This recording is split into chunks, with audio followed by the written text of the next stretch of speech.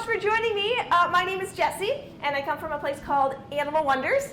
And raise your hand if you've seen an Animal Wonders show before. All right. Raise your hand if you've never seen one before. Great. Okay. So let me explain a little bit about what Animal Wonders does. We rescue displaced wild and exotic animals. So we're a rescue and kind of a sanctuary. We take animals in that nobody else wants or nobody else can take care of. So we get animals from other zoos or other facilities that have closed down or have too many animals and they need help taking care of them. We also get animals from the wild, not healthy ones. If they're healthy and living their great life out there, we want them to stay out there. That's where wild animals belong. And if they're injured, they're not going to come right to us. If there's an injured animal, they go to a rehabilitation center where they get fixed up, and if they can be healed up enough, then they're sent back out into the wild, and that's a great story. That's a success story. But sometimes these wild animals, they're so injured that they cannot heal enough to be able to survive in the wild. And if they can't go back to the wild, they need somewhere where they can be taken care of and they can live a good life, and then they might come to Animal Wonders. And then we also, or another animal facility. So we also get animals that people try to keep as pets. Now, trying to keep an exotic or a wild animal as a pet is not so much a great idea because they are wild animals. They want to do what they want to do. They want to do it the way they want to do it, and it usually doesn't work out in someone's home because they like to chew on things, and they like to make a mess, and they like to pee on things, and they like to scream a lot or run around a lot or fly around.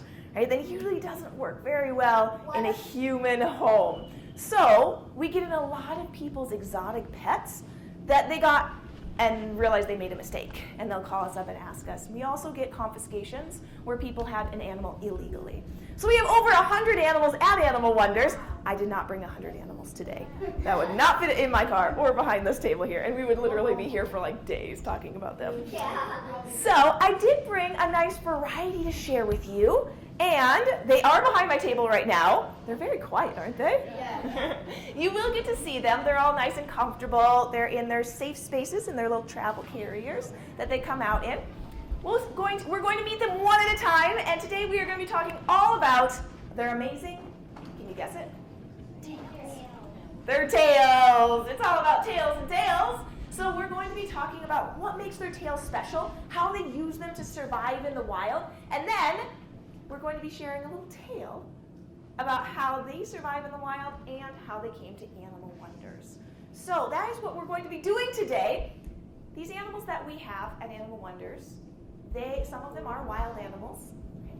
So we want to make sure that they stay nice and comfortable when they come out. So we're going to have a fun time. I want them to have a fun time too. To make sure that they don't get accidentally scared, we have 3 really important rules that we all have to follow. Rule number 1, please stay sitting down. If you're in my front row, please sit crisscross outside. Thank you. You got it. Good job. If you're in the back, please don't stand up and pace back and forth. Some of the animals do get nervous with that movement. You're welcome to stand as long as you stand in one spot while the animal is out. All right. Nobody come jumping up and running toward me, all right? Okay. Don't do that. All right. Usually I'll just hold the animal up and out of your way anyway. You won't get any closer than you are right now. So stay sitting down. Rule number 2, we're going to be nice and quiet. A couple reasons. If we're all talking out of turn, you might scare the animals.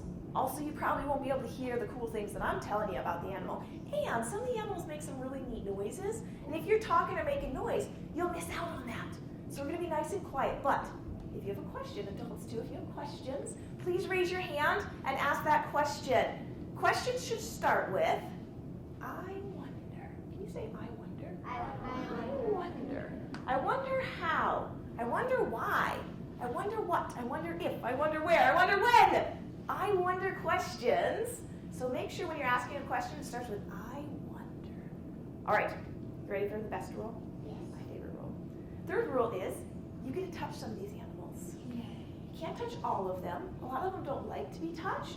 But those that are okay being touched, I'm going to either call some volunteers up here to get some touches, or I'm going to walk through and everybody's going to get to touch. When you touch these animals, please use 2 touching fingers. Can you hold those 2 fingers out? With these 2 fingers, are you going to poke them in the eyes? No. Are you going to poke them in the ears? No. Are you going to take Don't do that. Not on them and not on yourself. All right. We're going to take these two touching fingers and we're going to gently pet them on their tail or their back, just like you gently touch your arm, just like that. Nice. All right. No scratching, picking, poking, pinching. Nice, gentle stroke. All right. If an animal makes you nervous, or you don't want to touch the animal when I come close, you don't need to get up and move away. I could trip on you if you start moving around. So, all you have to do is cross your arms across your chest just like that. And that says, no thank you. That animal's not for me. You want to practice that real quick? No thank you. No, thank you. Good job. All right, any questions before we start? Are you ready for this? Yes. Are you sure? Yes. Okay, let's do it. All right, my first animal, I bet you'll be able to tell me what this animal is when you see her.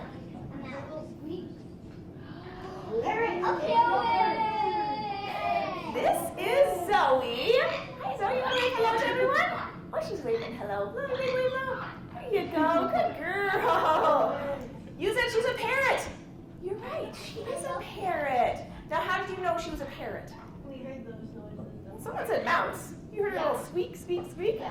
But when you saw her, how did you know she was a parrot and not like a flamingo or a peacock or a penguin? Why? Because it had so many colors. Oh, she does have colors, but don't peacocks have a lot of colors too? How did you know she was a parrot, not a peacock? Yeah. Well, I have a question. Oh, let's answer this real quick, okay? Then save your question for later. How do we know that she's a parrot? Yeah. Maybe because she could run out your fingers. Ooh, yes, definitely her feet. Her feet definitely have something to do with it. See those amazing feet she's got there? Isn't that cool? They definitely don't look like penguin legs and feet. No, they don't look like duck feet. No. Any other reasons that she's a parrot? Yeah? Because she has a short tail. She does have a short tail, right? She doesn't have that super long frilly tail like a peacock would have.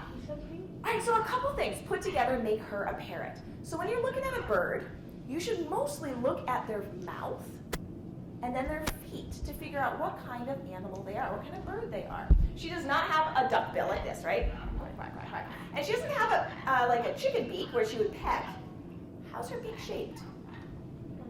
Like this, yeah, curved. There's a hook, hooked like that. She's called a hookbill. And if you see a hookbill like this, and then you look at her feet, and she's got 2 toes on the front and 2 toes on the back, then you know you have a parrot. See, some parrots are brown, some are gray, some are all different colors, some are white. Right? So we have some are black. So we have a lot of different colored parrots in the world. But if you look at their beak and they're hooked like that, and then they have 2 toes on the front and 2 toes on the back, then they are a parrot. Now, those things there are going to help her survive in the wild. We haven't even talked about her tail yet, but we'll get there. First off, she's going to be living not on the ground. She lives up in the trees, way up high. Her color is going to help her blend in because she lives among the leaves up there. And she's not going to be living alone. She lives in a flock of about 20 to 40. And she does have some bright colors on her, but that's okay. She lives in the rainforest down in South America. And in the rainforest, there's not just green leaves. There's also beautiful flowers and fruit and all different kinds of animals. And so she's going to blend in to all of those colors that you see there on her. And she's going to stay nice and safe with that camouflage. She's also going to be using her eyes constantly to be looking out for anything that might be sneaking up on her. What if a jungle cat came climbing up the tree to get her? What would she do? Fly. Can cats fly? No. So she'd be nice and safe. What if it was a snake climbing along the branch to get her? Fly away, exactly. What if it was a hawk coming down from the sky to get her? What if she's at the very top of that tree? She would hide in the leaves. So she's going to camouflage, right? Most of the time they're not going to see her. But hawks have excellent vision. What if that hawk sees her moving around and goes, I found you, and swoops down to get her? What is she going to do? She would move out of the way. Yeah, a hawk will just go get her, right? She's going to fly again. But instead of flying up and away, she's going to fly down into the trees where the branches get nice and thick, and she can fit with her short little wings, but that big hawk can't fit, and so they'll have to pull up and fly away and find other food somewhere else. So she is always making sure nothing is sneaking up on her, and she has these eyes on the side that help her do that. Look at those eyes on her side. What if you had eyes on the side of your head? What could you see? I kind of would see my balls. All right, go ahead and turn and look behind you. All right, look back. This time, hold your chin so you can't move your head. Now look behind you. Can you? Don't move your head. The best we can do is see like halfway there, right? We can't see behind us without moving our head around because our eyes are stuck to the front of our face, right? If we had eyes on the side, this eye could see everything from the front all the way around to the back. And this eye could see from the back all the way to the front, so you'd have all-seeing eyes. And, look at that. Did you see that? Look at this. That seemed very normal to her, didn't it? But then we look at it again, and she's turning her head completely around. She can touch her chin to the middle of her back. Go ahead and give that a try. When she sleeps, she actually tucks her head under her wing behind her like that. So birds, all birds, can turn their head 180 degrees, completely around, and most of them have their eyes on the side. Their eyes are on the front if they want to hunt something, like a hawk would have their eyes on the front. All right, so she has awesome eyes. She has these feet that are going to help her move around in the branches, and if she finds something good to eat, she can simply eat it with her beak. She can eat foods that most other animals in the jungle cannot eat. So, someone was mentioning she's dropping things out of her mouth. Well, this right here is a little seed called a safflower seed. And if we pop this into our mouth and start crunching on it, we'd crush the shell. And the shell does not taste good. It's like a sunflower seed shell. So we'd want to spit that out. But as we were eating the seed, it would get really bitter, and we'd want to spit the whole thing out. How do we spit? Don't spit, but how do we spit?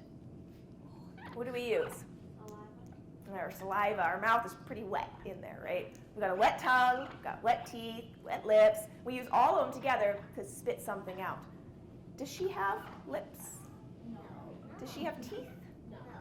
Her tongue is dry. Let's see if she can show off. She's eating some food. Let's see if she can show off her tongue right here. Oh, tongue! She has a black tongue here. Here, I'll give it to you that time. There you go. She has a black tongue on the inside. It's kind of like a little finger, but it's all dry. So when she cracks open the shell, she's going to drop the shell down, and it's not going to stick on her out because her mouth isn't wet. It just falls right out. So she's making a mess up here with all these shells. So she can eat teeny tiny little seeds, and she doesn't care how it tastes because she has barely any taste buds. We have like 9,000 taste buds on our tongue. Guess how many she has? Yeah, she has like 9 or 10. That's it. We have 9,000, she has 9. So she doesn't care how things taste, she only cares how things feel. So she'll eat the little seeds, she'll eat fruit, she'll eat flowers, berries, she will even eat hard-shelled nuts like the big ones. This beak is so powerful that she could crack a broomstick in half. A broomstick. So she can crack open any large nut that she wants to. So she can eat foods that most other animals either don't want to eat because they taste bad, or they can't even get into. All right, awesome beak. Ready for the feet? Yes. 2 toes in the front, 2 toes in the back. Imagine if you had 2 toes in the back of your feet. What could you do? My feet would look so weird. They would look weird. You could do this though. Are you ready? 1, 2, 3, bang! One-footed, look at her go! Am I hold on to her or she hold on to me? My finger's just sticking straight out like that. She has amazing toes. 2 toes on the front, 2 toes on the back. It's called zygodactylus, and she has a little pull-up. Good job, Zoe. Well done. Thank you. So if you had zygodactylus feet, say that word. It's a fun word. Zygodactylus. Zygodactylus. You could hang upside down like a parrot. All right, let's talk about this tail. Oh my God. She uses her tail to help her balance up in the trees. So any direction she moves, her tail is going to balance for her. She also uses her tail to help her communicate when she gets excited. Her tail will flare out. We could laugh a little. Yeah, good girl.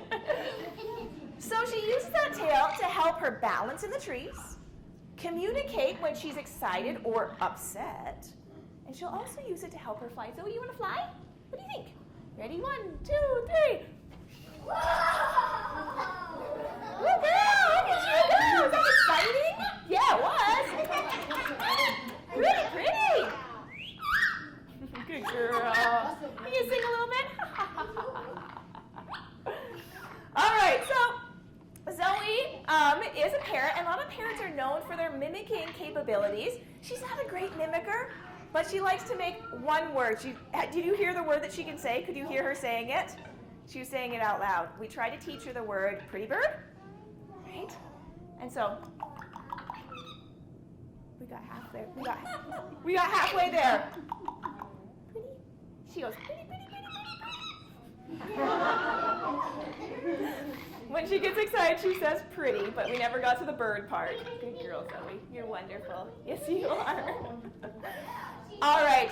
So she's also a master at making a beep like a microwave. But we don't have a microwave here today. All right, we're going to say goodbye to Zoe. What a good girl.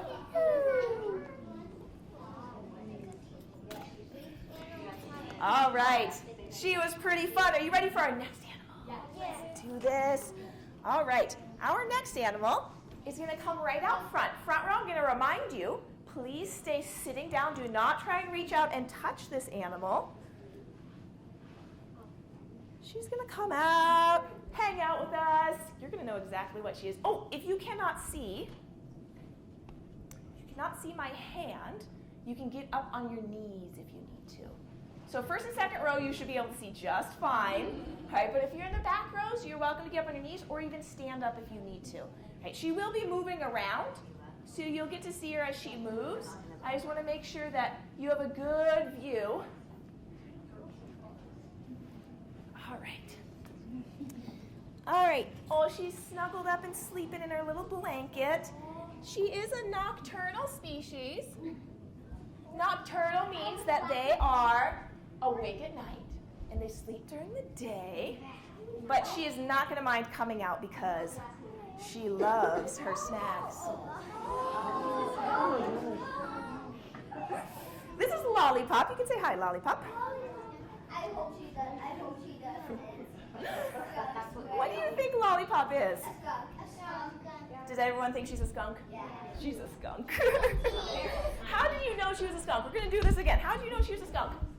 Why do you think? In the back, yeah. Right, and her tail is kind of. Good job. You got it.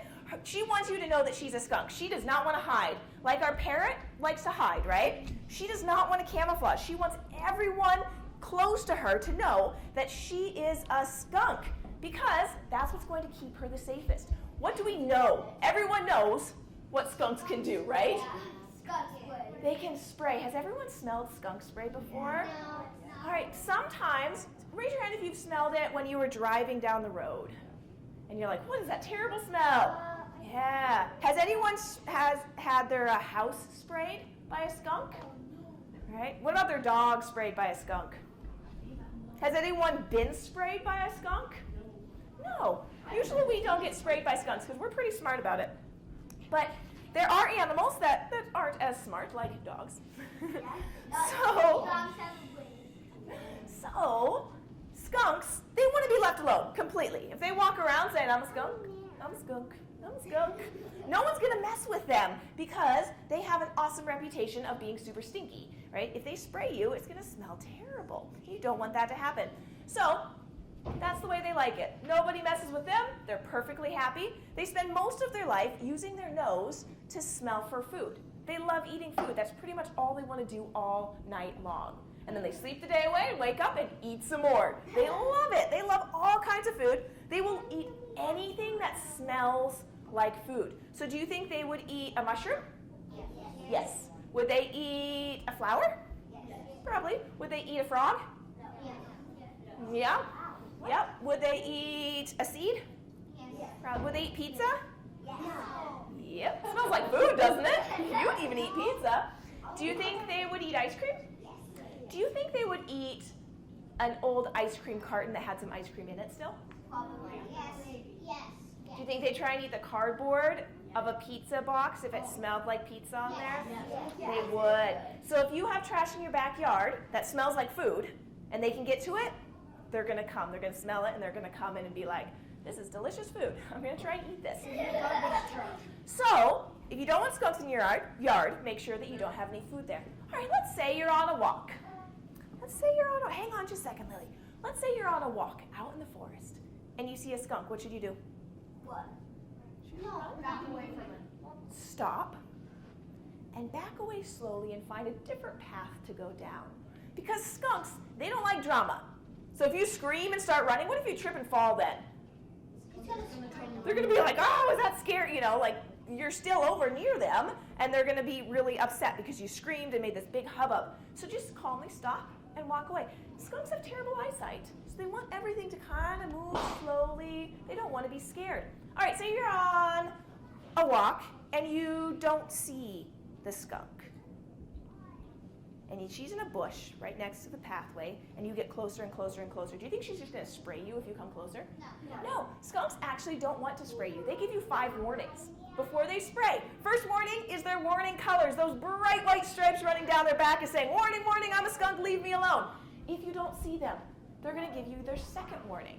And their second warning is kind of cool. They take their first front feet here, and they'll do a stomp. They'll go like this. Whoa. Let's not all do it, because they'll get banging too much. Okay, so they will stomp like that. Usually their tail is up, they're looking right at you, and they stomp, and then they back up a little bit. Wait for you to go away. All right, if you see that happening, you're going to leave them alone. What if you're on a walk with your dog? Do you think your dog is going to leave them alone if they hear that bush stomping? No. No, the dog's going to be like, what's over there? I have to go check it out. And so the dog goes closer. And the skunk is going to give her third warning. Her third warning is kind of trying to scare you away. So she'll hiss and she'll charge at you. But then she'll back up and she might stomp again and wait for you to go away. Do you think the dog is going to go away if she hisses at them? No. She's not going to bite. She's not going to scratch. She's just trying to scare that dog away. And the dog is going to go over there and be like, oh, it's making noise. It wants to be friend. Oh, this is the best day ever. And so you're calling your dog back, and your dog's not listening to you. And so the skunk is going to be like, all right, 4th warning. This is kind of a funny one. Right? So she is going to, not all skunks do this, but some do. And they will do a handstand. Saying, seriously, you didn't see I was a skunk? Look at these stripes. All right, do you think the dog's going to leave him alone? The dog's going to be like, oh, it does tricks too. Oh, we're going to be best friends. So Lollipop is like, all right, I've had enough of this. She's going to give her 5th and final warning. Do you know what that is? She's going to turn around. She's going to raise her tail up. That's her last warning. The next thing is she turns her head and aims.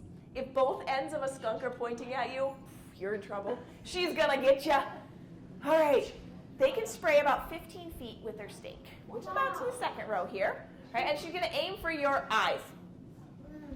And she's pretty accurate. She can do a pretty good stream and hit you right in the face. Or if there's many people there, she can do a mist and get all y'all. Now, if you're hit in the face with this spray, it comes from her bottom, from the side, glands on the side of her bottom. It's not her pee or poo. It's a special goo. And it's not a fart. And it is liquid, and it's like oily and orangish yellow, and it sticks to your skin, and it burns your skin a bit. And if it gets in your eyes, it burns your eyes so you can't see very well. And if it's so close to your nose, it smells so bad, you're probably going to throw up. So while you're being burned, blind, and throwing up, Lollipop is going to waddle away with her life saying, I told you I was a skunk. I told you to leave me alone. All right, so skunks don't want to spray you unless they absolutely have to, if you don't leave them alone. And the reason they don't want to spray you is because they actually only have about 5 sprays in them before they run out of stink, and it takes like 2 weeks to get their stink refueled. So if they spray 5 times in one day, what happens if a fox comes the next day? Doesn't have any spray to defend itself. So she likes to have her reputation for being the stinky one. So everyone leaves her alone. Skunks are really cool. They're not just all about their spray. They have these really big claws, and they're quite smart too. Let's see, can you do a little circle for me? Good job, Lollipop. She's as smart as a dog. You want to rise? Here, you got little foods here? I got some foods up here too. Focus. Can we do a little handstand? All right, rise up. Oh, good job. They have shorty little legs. All right, this next thing I want you to see is her claws. So I'm going to pretend that I have some like these are maybe little worms or something in a rotten log. Right? And so they're stuck in here, and she's going to use her nose to smell, and then she's going to rip into that rotten log to get to those little bugs. You ready for this? Oh, she smells. Now what? Oh, she's pulling. Oh, good job. Well done, Lollipop. So those huge claws are there to help her dig and rip and pull things apart, and then she sometimes uses her nose to help her too. All right, Lollipop, we are done. We're going to pick you up. Every time I try and pick her up, she wants to stay for treats. So every time I do that, she always does what I call a pancake. She does a pancake too. She goes, nope, you can't pick me up. If I put my belly on the ground, you can't pick me up. All right, come here. You don't have to wedge my hand under here. There she is. All right, I love sharing Lollipop the skunk, but we always have to talk about if you see a skunk in the wild, do you think they're going to be friendly like Lollipop? No, they're going to be really scared of you. They're a wild animal, right? I know, she wants to hide her little face in there. She cuddles. She's like, it's too bright out here. I want to go back to sleep now. So if you see a skunk in the wild, what you need to do is you need to leave them alone, right? Let them do their thing and go back to bed where they need to go. Skunks, they can carry some really bad diseases that can spread to us and our dogs and cats. They can carry something called rabies, so we have to be very careful around skunks. We don't have any cases of rabies around Missoula area for many, many years, but we still have to be very careful. If you see an animal that looks really sick, especially if it's a skunk, you need to call animal control or Fish, Wildlife, and Parks right away. You could call Animal Wonders too, but we'll be calling those guys as well because they'll come help take care of an animal that needs their help. All right? All right. Any questions about Lollipop? Yes, question. I like Lollipop because she's so cute. She is super cute. How does she use her tail? I don't remember. That's all right. You want to tell me? How does she use her tail? Good job. Her fifth and final warning is that tail raising, right? And she has this beautiful tail, fluffy tail, that's always sticking up. So when she's walking around, even if she's in tall grass, you can see her little tail sticking up saying, I'm a little skunk here. Oh, good girl. Lollipop, she's a great girl. She's 8 years old. She's quite old for a skunk. They usually live about 2 to 4 years in the wild. All right, you ready for our next one? Yes. All right, let's do this.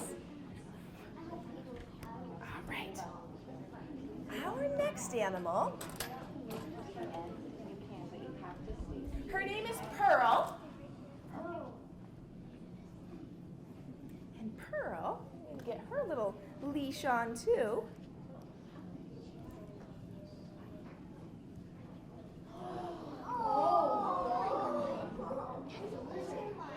Pearl is a lizard. You're right. She's a big lizard. Look at this. She's a big lizard. She has an incredible tail. Look at that. All right. Pearl is what we call, she's a lizard. She's called a tegu. T-E-G-U. Can you say tegu? Tegu. All right, tegus, they are kind of like monitor lizards, but they live in South America. So they live down in the rainforest, and they are very, very adaptable animals. And what I mean by adaptable means that they can live in a lot of different environments. So their tail is going to help them big time. They can live down on the ground.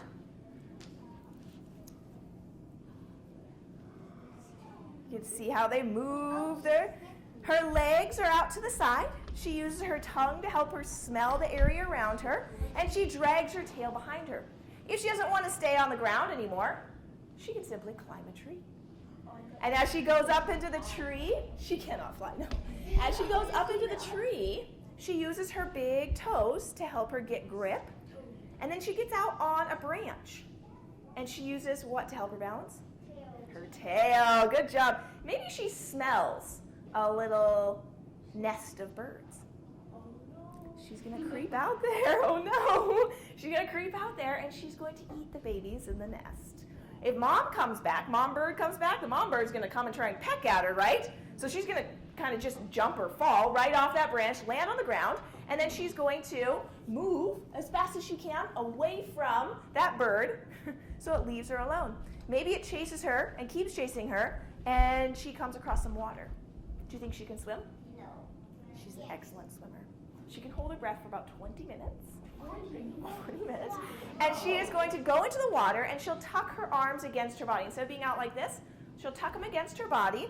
And then, what do you think she uses to help her swim?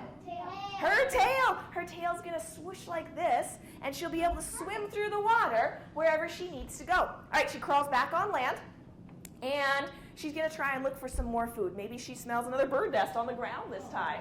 Or maybe it's a little mouse that she smells. She's going to go hunting for it. She's a really fast runner. Not as fast as a mouse, though. Mice have their legs underneath their body for extra speed. Lizards have their legs on the outsides of their body, sides like this, so they're not as good at turning and going catching a mouse. So she would not be able to catch a mouse if it was running full from her. So she needs to sneak up on him, or she needs to eat a baby, right? The baby mice that can't run away from her. So say she's going and she's stalking a little nest of baby mice. And on her way there, she's making some rustling in the grass, and another animal sees her. Say it's a hawk. Flying, looking in the fields for mice. And it sees her and goes, whoa, that is a bigger meal than a mouse. I want that. So that hawk is going to come swooping down to get her. First thing she's going to do, she's going to turn around and face that hawk. And when she does, she's going to open her mouth and hiss. She has lots of teeth in there. And her bite is incredibly powerful. Her bite, she's not as strong as an alligator, but her bite is there to get as much force as she possibly can into something. Because when she hunts, she bites like that and holds on, and she actually has a lot of bacteria in her mouth, which acts kind of like a venom. So if she can't kill the animal right away, she can just put that bacteria in there, and then it kind of acts like a venom, and she can hunt that animal the next day. But for that hawk, she's going to open her mouth and be like, hey, I got a gross mouth. I've got lots of teeth in here. You do not want to mess with me. So that hawk goes, whoa, maybe I don't. All right, not the head. We're going to go for its back end. So as that hawk comes over, baby lands on the ground and starts hopping toward her. What's she going to do next? She's gonna poop on the hawk. She's going to use her tail, good job, and she is going to whack that hawk right in the face. Whack, back and forth like a huge whip with this very powerful muscles on the end here, on the base, and then it is all bone to the very tip here, and this is like a whip. It's very hard. It's like if you took like a twig and whacked someone in the face with it, it would hurt. So she can actually break skin with this tail.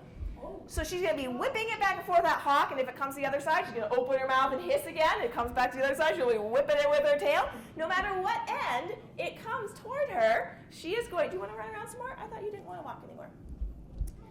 So no matter what end you come toward her, she is a ferocious beast. But she's also very beautiful. Yeah, she is really. Yeah. All right, so she uses this tail for balance. To help her swim and to help defend herself against predators that might want to eat her. I know, she's like, I want to keep walking around. Thank you very much. Unhand me, human. I know. Chill. There we go. All right. Pearl came to us. We'll let her walk again if we want to. Maybe she wants to. Yeah. Let's let her walk some more. Whoop, I'm all tangled up. There we go. So, we got Pearl because somebody had her as a pet and when she was young. And the thing about tegu, she is a black and white Colombian tegu. And the thing about Colombian tegus, this is as big as they get. And they never tame down. They are a wild animal. I'm handling her and it seems pretty nonchalant, but what if I put my finger in front of her face instead of behind her? No. She would bite, absolutely. What if when I picked her up, I just put my finger a little too close to her mouth? She would bite me. She absolutely would. When she's at home in her habitat, she likes to hunt. Right? So what we'll do is put a little scrambled egg in the, toss the scrambled egg in, and she'll run over and grab it, and she'll eat it. Her favorite meal is scrambled eggs and bananas. But she also eats bugs, and she also eats small rodents. So she loves to eat, and she's very, very intense with her hunting. So we have to be very careful with our fingers. We never want to put our fingers in her habitat. What do you think these fingers look like to her? Worms or something good to eat, right? Wiggling around, yeah. So when somebody bought her as a pet, they thought they were going to tame her down. And they end up getting bitten.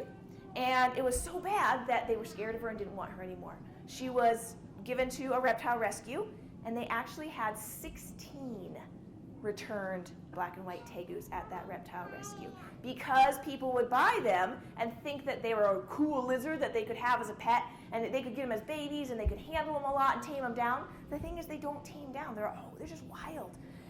So they had a lot of them. And so when we were opening up Animal Wonders, we contacted this rescue and we said, hey, do you need any help with any of the animals that you have?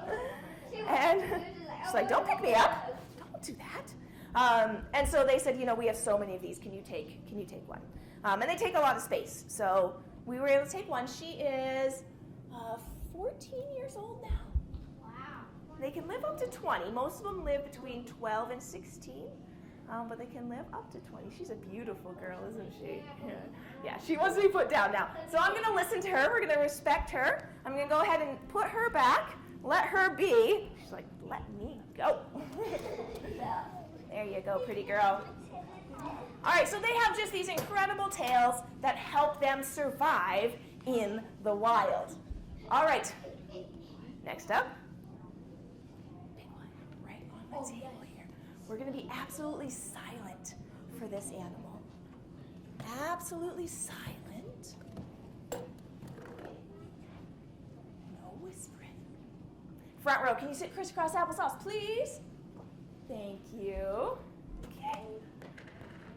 This guy is probably our most famous animal at Animal Wonders.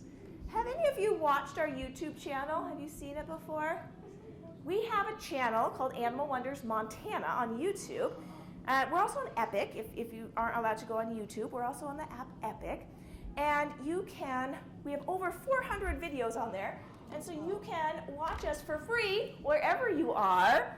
And we have one animal that became famous around the world. And you're about to meet him. So he has been viewed about 3 million times on YouTube. He's really famous in Ukraine, which is next to Russia. His name is Kimosabi. I'm going to take this crate down for the picture taker. I'm going to take the crate down. You'll be able to see. All right, I want you to be totally silent. I don't touch him. He doesn't like to be touched. So I'm just going to open up his crate and then set it down. Be silent so he wants to come out. If he wants to come out, he'll come out on his own.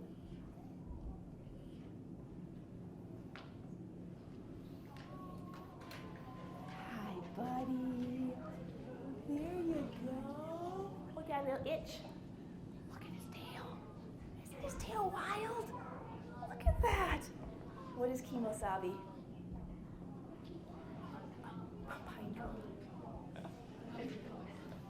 He's a porcupine. Here you go, bud. Want some banana? All right, quiet now. He is a porcupine. He does not look like our North American porcupines, though. He looks a lot different. He's a porcupine that comes from Brazil, so down in South America, and he lives up in the trees, and so he has these amazing adaptations that help him stay in the trees for pretty much his entire life. He doesn't like to be bothered. He doesn't like other porcupines around him. He likes to be left alone, solitary dude. It's all right. And he's going to take this tree and he's be like, this is my tree. I'm going to eat the flowers and the berries and any nuts it grows. I'm going to eat the leaves. I might even eat some bark.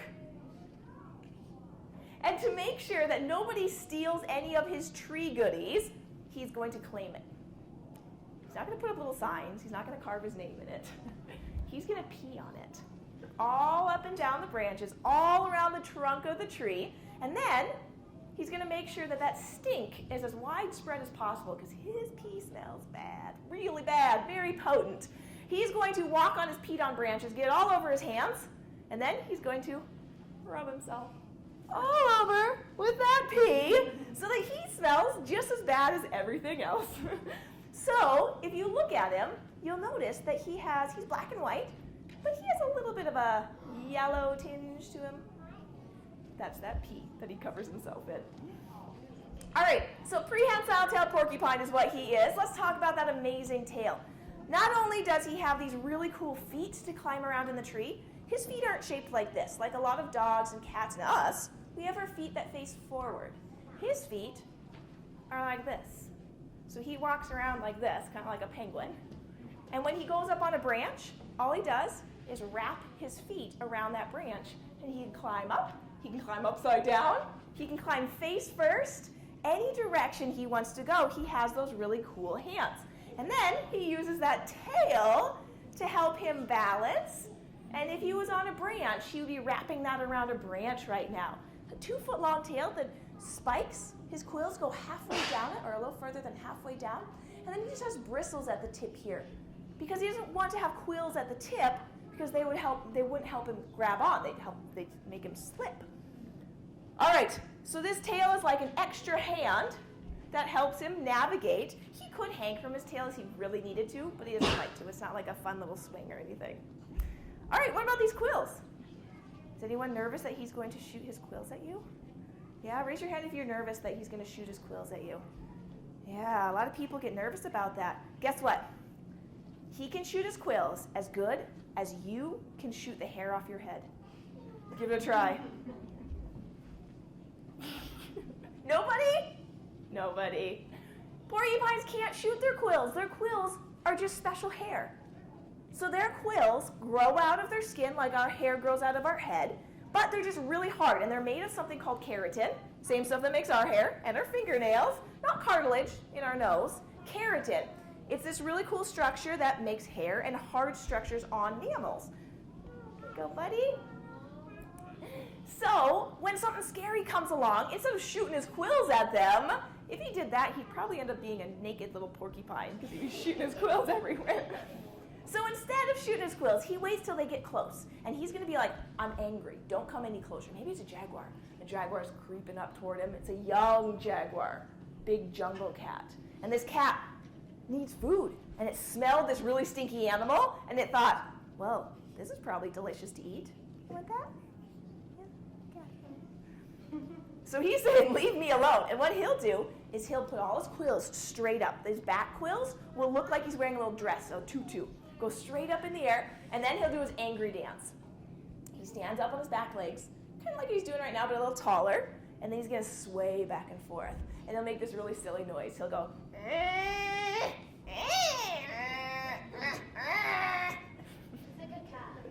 really angry little angry porcupine dancing noise. And then he'll chatter his teeth. And if the jaguar comes closer, he's going to bend his head down, and he's going to run right at him. And he's going to hit them with his quills. Or what if that jaguar tried to swat him? What's going to happen? The quills are going to stick right in that jaguar's paw. And those quills, they're barbed at the tip, which means instead of being nice and smooth like a needle, they are like this. And so they go in really smooth, and then when they try and come out, they stick.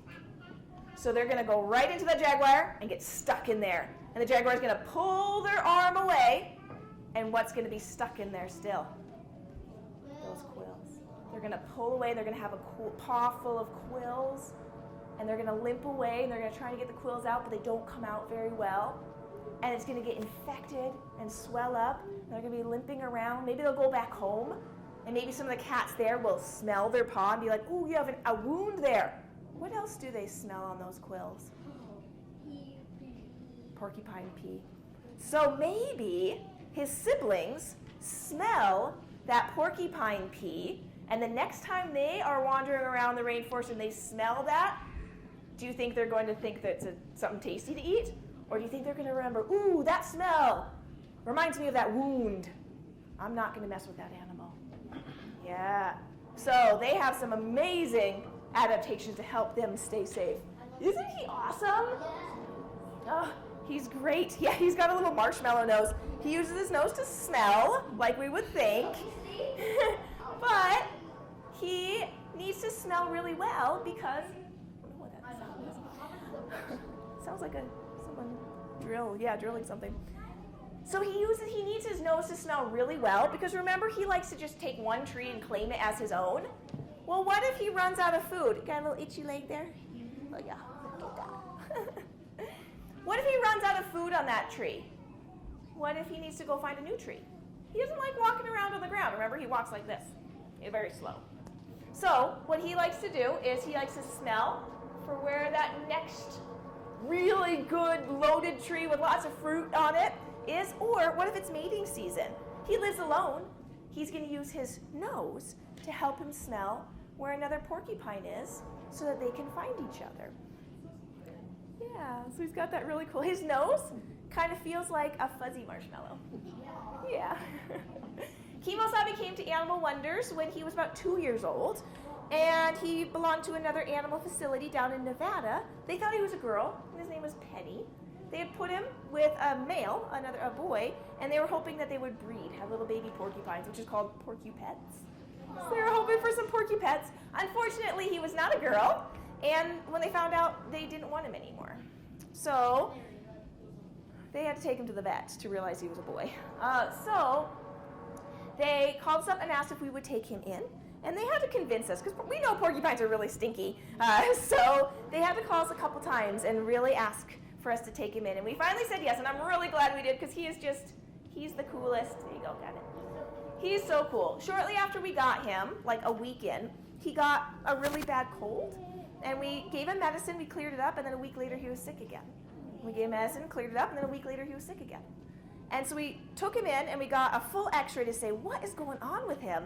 And we found out that, when you get it, stretch. Oh, that's what stretches. There you go. Oh, we dropped it. Uh-oh, slow motion. He had a rotten tooth. Now, porcupines are rodents, so they have ever-growing teeth in the front here, like beavers or rats. And they have two huge front teeth, and they chew, chew, chew, chew, chew, chew, chew. And one of his teeth was infected. And so we actually had to pull his tooth out. So we only had one top tooth and two bottom. He could not keep his teeth trim enough. So every 3 months, because they rub their teeth against each other, they grow and grow and grow and grow and grow their whole life. And they rub them against each other to keep them nice and short. Well, what happens if he couldn't rub them against each other? This one actually went right between the other two. And they kept growing longer and longer and longer and longer and longer. And it got so long that he couldn't eat. So we have to trim his teeth down like you would trim your fingernails or trim your hair. We trim his teeth down. They grow like our fingernails, so it doesn't hurt them. But he did need regular tooth trims, which is kind of a funny thing. He is 13 years old now. He's an old guy. They live between 12 to 16 years old. In captivity, in the wild, they live 8 years. So he's an old guy now, and he has actually lost his bottom 2 teeth and all of his molars. So he is a one-tooth porcupine now. So all of his food is steamed and mushed up so he can eat it nice. He doesn't have to chew any of his food. Yeah, you licking your tooth clean? Hi, buddy. You're very cute. Yeah. And we do little stretching exercises. He has arthritis in his back, so getting him to stretch up is a good exercise for him. All right, any questions about Kimo-sabe the porcupine? Yes? I really like how they do stuff, and I like their nose. Yes? It looks like a pig nose. Kind of does look like a little piggy nose. I know. It's very cute. Yeah. Question? It's funny how Kimo-sabe pee all over them. Don't try that at home. I know. Here you go, buddy. You want to go home? Oh, dog. He's ready. He's a good boy. That's a good boy. Do we have another question? One more treat in here. Here you go. Yeah. Also, I like how he has. I wonder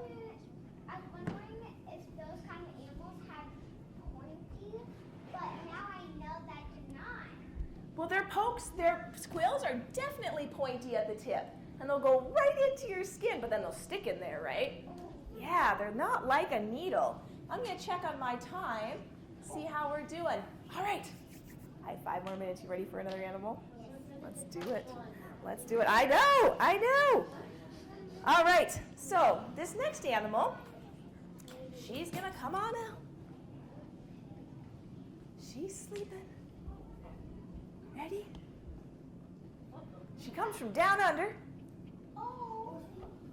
Yeah, it's not this worn out old stuffy alligator. It is this little cutie on the inside. She loves this little stuffy. So we're going to welcome out. She needs it very quiet. She's an old gal. Real quiet for her. This is Sydney, and Sydney is a brush-tailed batong. Batong is a funny word, I know. They come from Australia, and they're like a teeny tiny kangaroo.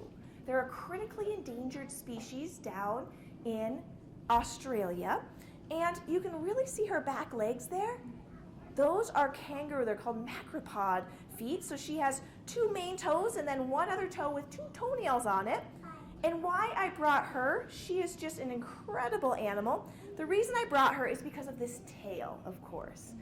She has a tail very much like Kemosabe. It curls around, but instead of using it to climb around in the trees, she uses this tail, see how it curls up like that?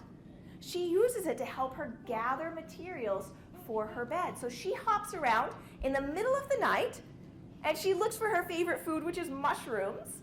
And she's got this really strong sense of smell, and these tiny little arms, like little T-Rex arms, with long nails. And she'll smell a mushroom growing under the dirt, and she'll dig it up and gobble it down.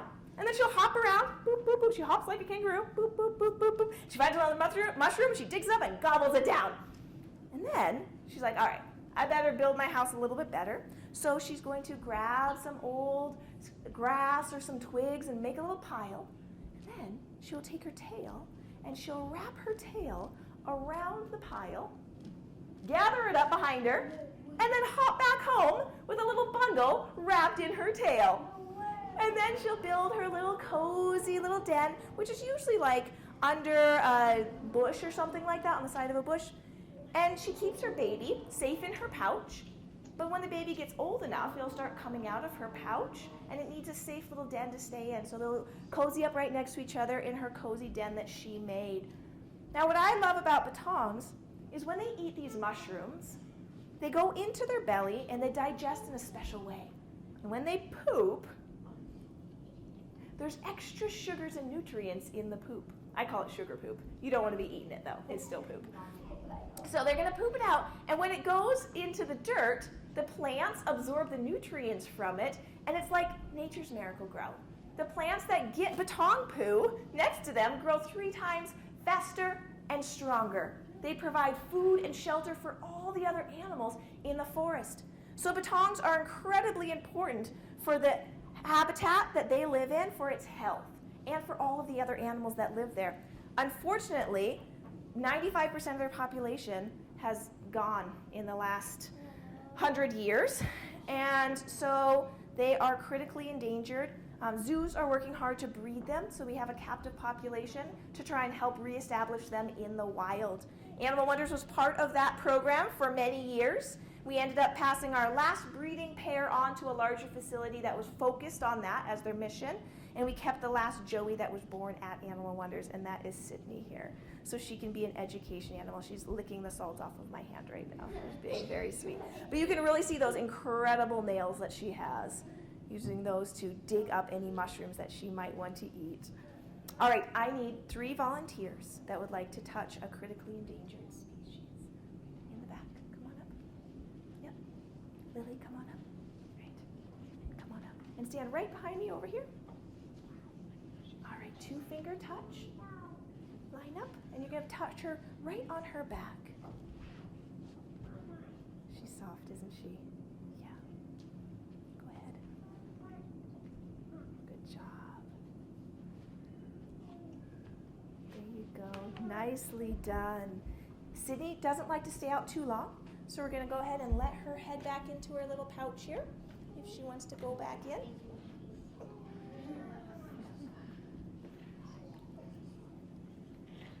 This is like her little safety blanket. She loves it, like a little tail. So she's going to turn herself around. And then she's going to stick her little head back out. There she is. Cutie patootie. Oh, thank you, Sydney. You are amazing and wonderful. One more time, she's called a brush-tailed bettong. B-E-T-T-O-N-G, bettong. And we're bringing out our final animal. Her name is Freckles. And I bet you can guess why in a second.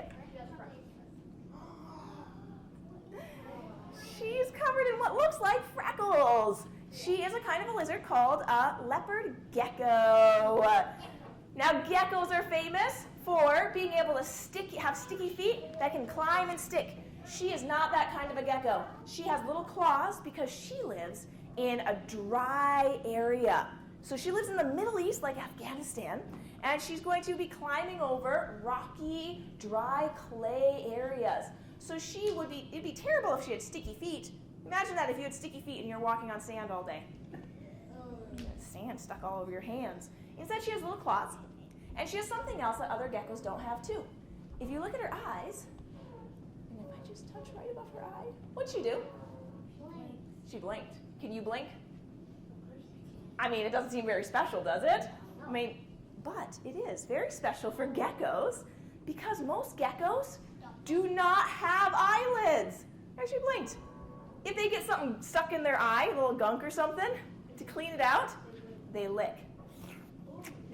They lick their eyeballs clean like little windshield wipers. She actually will still lick her eyeballs clean, but she can close her eyes because if a big wind comes by, it's going to kick up some of that dust, right? Or sand, and it's going to get in her eyes. What if she had no eyelids? That'd be terrible. That would hurt really bad. So she can close her eyes. If a big dust storm comes, she can close her eyes. She can also close something that we can't close. She can close her ear holes. Can you close your ear holes? So with your fingers, sure, but she doesn't stick her fingers up into her ear holes. She has muscles right back here, and she just closes them right up. If she's not quick enough, and some sand gets in this ear, that's okay.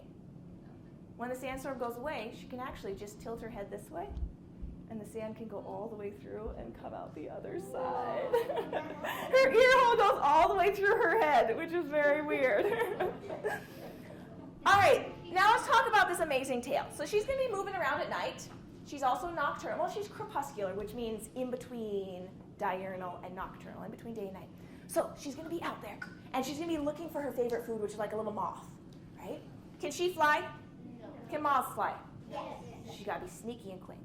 So if that moth is sitting there waiting, she's going to get closer and closer and closer, and she's going to get really excited. When she's about ready to get something, she shakes her tail a little bit in excitement, and then she leaps forward and grabs it and gobbles it down. And she's going to be doing that, little tiny leaps here and there, grabbing all the little foods that she can. And as she's doing that, there's other animals hunting her. What if an owl woke up a little early and is looking for a meal? Now, do you think that owl can see her? If she lives on like a pebbly, like yellowish, tan area, do you think they'd be able to see her very well? No. No, but what could they see? Her tail.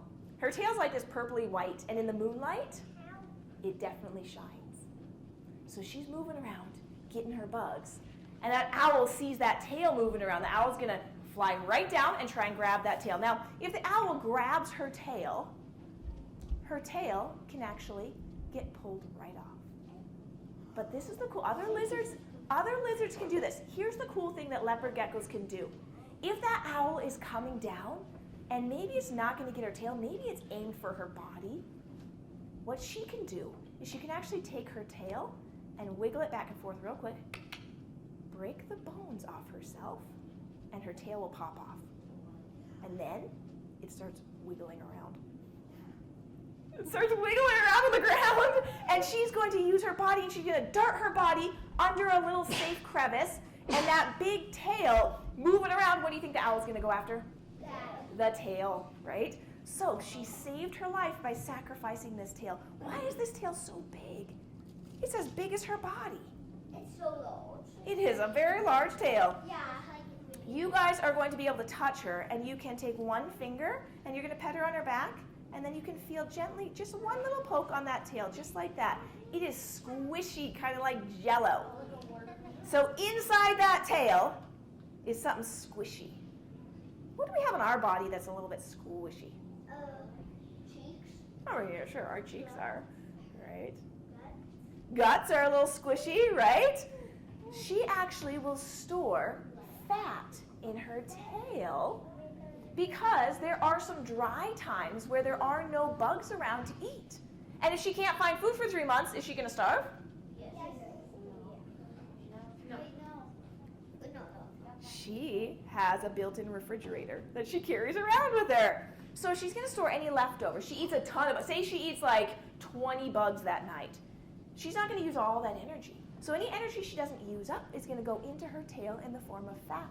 And she'll have fat storage in there, and it'll build up and build up and build up. So when she can't find food for weeks and weeks and weeks and weeks, she'll absorb that fat back into her body, and she'll stay alive. And so she can survive that really dry season. So what happens if she loses her leftovers, her tail? Does she want to lose her tail? No. No, she wants to hang on to that tail, but if her life depends on it, she will sacrifice that tail. Now she doesn't have a backup storage. Guess what she can do? She can actually grow her tail back. So if we were to lose like our arm or something, like we would bleed, right? If she lost her arm, she would bleed and she wouldn't stop bleeding, right? But if she loses her tail, there's a special thing in there that stops it from bleeding, heals up, makes a scab, and then it starts growing back. And she can grow a new tail within about 6 months, and she can start storing leftovers in that tail again. So leopard geckos probably have one of the coolest tails out there because not only does it save their life, pops off, they can pop their own tail off if they want to. It'll come off if you grab it, and it saves their life during those really, really dry seasons. All right, any questions about Freckles, the leopard gecko? Yes? I really like how it can take off its tail and grow back. It's so cool, isn't it? Yeah, I like how it wiggles around when it comes off. It's so gross, but weird. Yeah. All right, yeah, question? In Western Southern Buffalo Wild, when you defeat a wolverine skeleton, their arm comes off and it just keeps wiggling around like a tail. Oh my goodness. Yes. Oh, I didn't tell you her tale of how she came to Animal Wonders. Thank you. So Freckles has probably the most unusual tale of all the animals at Animal Wonders because she actually isn't a rescue. She was actually my pet before I started Animal Wonders. So she just joined the crew. So she is 15 years old now. And she is doing amazing. So she is the animal that we have had the very longest because she came from the very, very, very, before the beginning of everything. So she's an old girl. She's like a grandma. She's very sweet. She's a good girl. All right, what I would like to do now is I'm going to stand up here, and you can make, instead of me walking through, you can actually make a big line, and you can come through. We're going to do one finger. We're going to touch her on her back, and then just touch her on the side of her tail here as you come through. Great. All right, so go ahead, front row, stand up. And we're going to come through you first. All right, so go ahead and give her a pet on her back. And then just one touch on the side of her. See how squishy that is? Look at you three. And you can continue to ask questions as we go if you would like. She's a good girl. And if you would like to continue again, I'll give you one last reminder. We do have that YouTube channel called Animal Wonders Montana, and touch it right there. Oh, good job. So you can check us out there. If you're not allowed to go onto YouTube, we also have a website, animalwonders.org. So squishy that is. Right down her back and then touch her right there on her tail. Squishy, huh? Yeah, Jacob, do you want to grab some hand sanitizer for me, please? This is my son, Jacob. You can say, hi, Jacob. He's going to come around with some hand sanitizer. Every time you touch Go ahead and sit down, second row. You want to stand on up, and you're going to come through this way. Yep, you. Come on up. You're going to come right along here. Good job. And then when you touch, you're going to go that direction again. I put it up and out for you to grab. Right there. Yep. All right. Come on up, and you're going to touch her right on her back, and then right there on her tail. Feel. The reason we use hand sanitizer after, good job. Go ahead around and have a seat. Do not grab. Nope, nope, nope. One finger. I'll help. There you go. Good job. And then touch her right there. See how squishy that is? Good job. What would happen if we grabbed her tail? It'll come off. Ah. You could actually pull it off, so we have to be very careful with her tail. Cool, huh? All right. The reason we use hand sanitizer with reptiles is because they can have some germs in their poop sometimes, and we can call that germ salmonella. So we do not want to end up with salmonella on our hands, because if we accidentally eat it, it could make us really sick. Now, not all reptiles will shed salmonella in their poop every time, and she's not really crawling around in her poop, but we still have to be cautious. So every time you touch a reptile, you should always wash your hands with soap and water or use hand sanitizer. Anyone from the back didn't get a touch yet? Come on up if you haven't gotten a touch. Do you want to come touch? No? Okay. Adults, would you like to touch? I can walk her around. Yes. Do it. She's very sweet. Think of her as a grandma. All right, did we have any other hands up for any questions about any of the animals? Yeah. I really love, and also I really love how it can blink just like humans. You really like what? I like how it can like blink just like humans. Right? Isn't that neat? Good job. You can touch her tail too if you want. Just nice and gentle, nice and gentle. Good job. There you go. All right, we're heading back. All right, everyone, thank you so much for letting me share all the amazing animals with you. I hope you have a wonderful rest of your day. And keep wondering. There's so much more to learn out there. Thank you, guys. Thank you.